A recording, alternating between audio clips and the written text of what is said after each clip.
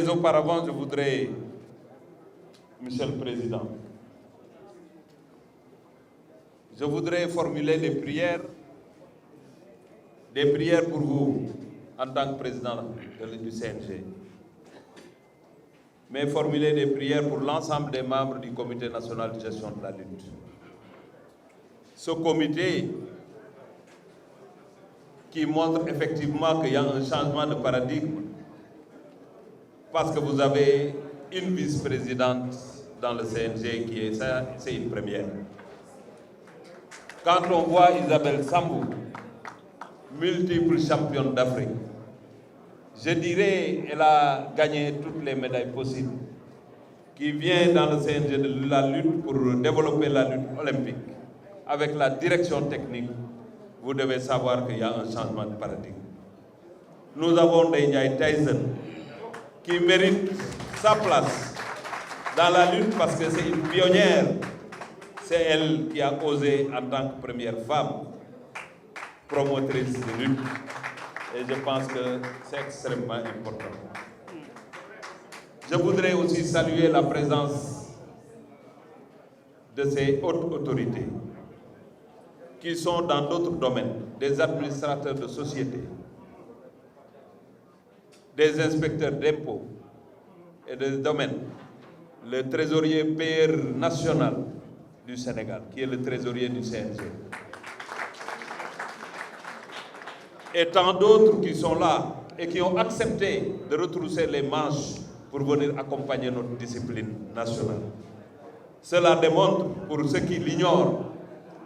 que la lutte occupe une place importante dans la vie économique et sociale de ce pays. Il n'y a pas de complexe d'aller le dimanche suivre des combats de lutte. N'acceptons pas qu'on nous tire vers le bas, parce que le fait d'être fier d'appartenir au monde de la lutte devrait être en tout cas une fierté pour l'ensemble des Sénégalais. Nit du bañ li mu doon, nit du bañ cosaanam. Làmb ku ko xeeb sa bopp nga xeeb. Parce que lépp lu ñu fiy def ci discipline sportive dañ ko jéggaani xëcc ko mu ñëw ci ñun waaye lii ñoo ko moomal suñu bopp tey sénégalais bu ne daf cee war a dugal loxo man nag mbégte laa ciy am su ma nekkee ci biir làmb ji moo tax ñu may tudde le ministre de la lutte. Heureusement, il y avait des ministres du football et des fois on m'appelle le ministre du basket. Cela veut dire qu'on essaie d'être au milieu et d'essayer de travailler avec l'ensemble des disciplines sportives. Tey fii ku ñu fi gis mu toog ku amoon yitte la ci leneen ku nekk ci beneen domaine la te yaafusu fa ay personnalité ñoo fi toog ku gis nag fu ay personnalité toog loo gàtt-gàtt xel te iñaanoo nga xam ne ci liñ nekk du ay caaxaan kon tey képp ku taxaw naan làmb ji ay caaxaan la ñàkk a xam sa cosaan la te xeeb sa bopp la luy caaxaan kenn du ci def ay 32 milliards luy caaxaan président de la république du ko suivre ni mu koy suivre luy caaxaan ñii ngeen gis fii kenn amul ci joti dox di taxawal réew mi lu ñu fiy dogal ñu fekk ko kon ci lu ñu dugg rek lu am solo la dama bëgg yéen ñi moom làmb ji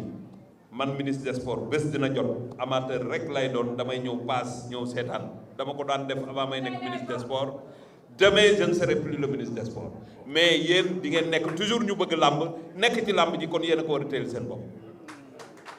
ñun liñ ciy def dañ leen di gunge kese parce que làmb ji Matar Ba nekk ministre des sports du tere Manga ne ci mu ñàkk koo ne du tere Gaston ne ci kon ministre des sports war te gën a bëgg ñooñu làmb ji te làmb ji li koy defar mooy wax lu baax jëf lu baax jàppalante joxante loxo te xam ne fu nit di daje fu ay nit di daje dina am gis-gis bu waroo waaye li leen tax a daje bu ëppee doole gis-gis yi juboo day yomb kon dama leen koy ñaan en tant que ministre des sports làmb ji ku ko jéem a yàq rek di nga yàqu ba pare am bakkaar parce que li nit ñi bëgg doomu aadama lu mu fonk yàlla da ko ciy jàppale te tey Sénégal rek ngay gis samedi arène ba fees dimanche arène ba fees équipe nationale beneen bu doon jouer tous les jours bu yàggee gars yi ne jarul ñuy dem waaye làmb ji tous les jours gars yi dañuy ñëw muy fees kon bëgg nañu ko te lu nit ñi bëgg dañ ci war a jàpp di ci wax lu baax di ci def lu baax fii nag jege ci man ba ci ki gën a ndaw ci réew mi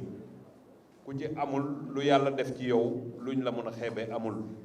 yàlla lay suturaal du ko wane nit ku ne am na matadi gu ne ci yow parce que yàlla bindee noonu doomu aadama sutura nag dañ ko war a muurante da ngeen ma war a muur seen malam sutura ma muur leen sama bos loolooy tax nit ñi jàpp ñu nit ñi gunge ñu waaye weerante du tax yàlla weer kum narta weer nañ joxante loxo te yéene wante jàmm su ko defee làmb ci dem ci borom. Je vous le dis,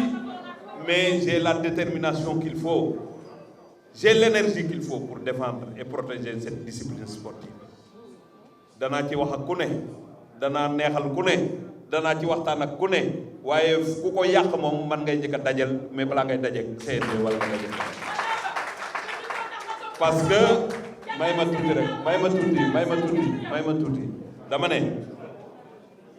làmb ji ku ma éliminé ba pare de mun nga koo yàq waaye tant que éliminé wuñ ma mënta ne parce que duñu ko nangu li tax duñu ko nangu mooy moomee li ñëpp la ka nekk Fongolem yi taal rajo di seetaan gis Balla Gaye di bëree ak Eumeu Sène xolam sedd bu leen foog ne yéen a ko ëpp doole ci làmb ji sénégalais la bëgg làmb ji comme yéen kon duñ nangu ñooñu li leen di bégal nekk fële ñaari nit wala ñetti nit di ci def luñ ci war a def il faut ñu xam ne man mii ministre des sports làmb ji ma ëpp doole parce que ñëpp a ko bokk kon li ñu président Macky Sall wax président du Sénégal mooy toutes les disciplines sportives Sénégal yëpp a ko bokk ak ku dul sénégalais kon dañ ko war a défendre defar ko mu dugal ci xaalis le budget du Sénégal